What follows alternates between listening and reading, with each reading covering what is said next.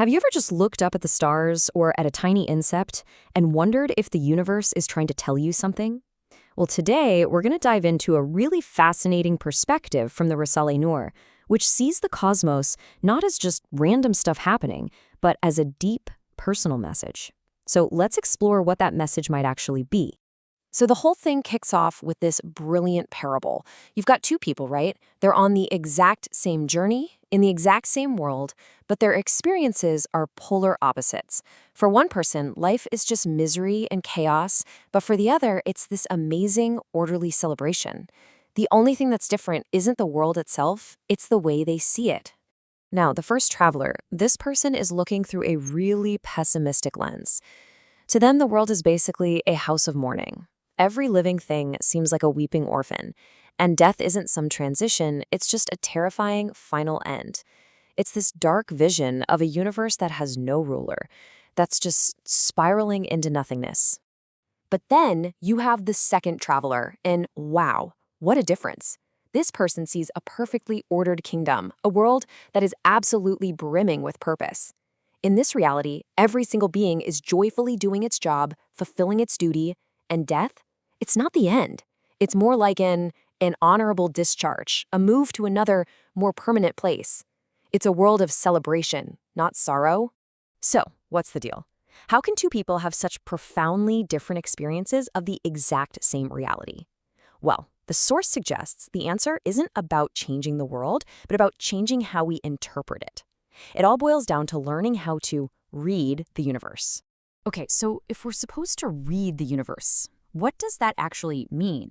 Well, let's unpack this first major idea, seeing the entire universe as a gigantic book, written with incredible wisdom, just waiting for us to turn its pages. You see, in this view, literally nothing is random. Every single created thing, from the smallest atom to the biggest galaxy, is like a divine message. It's a letter from a single, all-knowing author, and each one reveals something about who he is. And just look at how this idea scales up. It's amazing. It starts with something tiny, like a seed.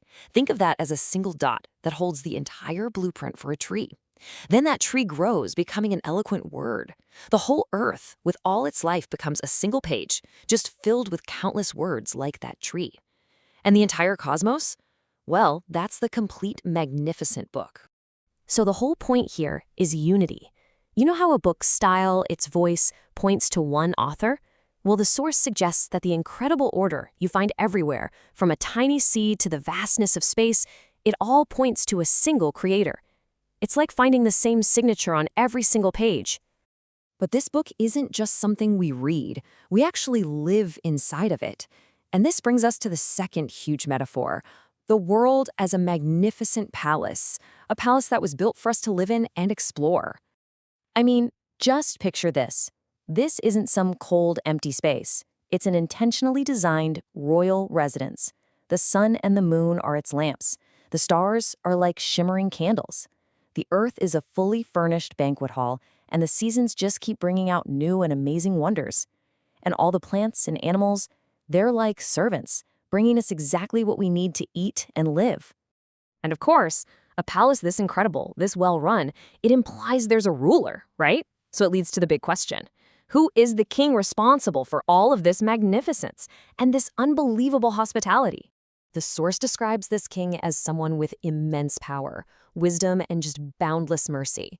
A ruler who personally attends to the specific needs of every single being in this palace, every plant, every animal, every one of us, and provides for each one by name without ever making a mistake or forgetting anyone.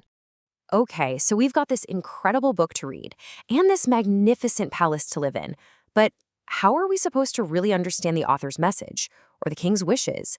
It kind of feels like we'd need a guide, right? And the logic here is pretty straightforward. I mean, why would you create such a sophisticated palace and then fill it with beings who ask these deep questions like, where did we come from? Where are we going? And then just leave them hanging without a teacher to explain it all? It just wouldn't make sense. So this guide is what the text calls a messenger, or a rasul. This person is the teacher, the one who can translate the book of the universe for us and explain the will of the king of this palace. They're basically the key that unlocks all the secrets of creation, showing us its true purpose and its hidden beauty. So where does all this lead? The book, the palace, the guide, these aren't just pretty ideas or nice poetry. They're presented as a direct invitation for us to adopt a completely different way of seeing and experiencing our reality. By taking on this perspective, the source says our entire experience of the world just shifts. It changes from being that chaotic, terrifying nightmare of the first traveler to the orderly, welcoming, and meaningful kingdom of the second. The world stops being a prison and starts being a home.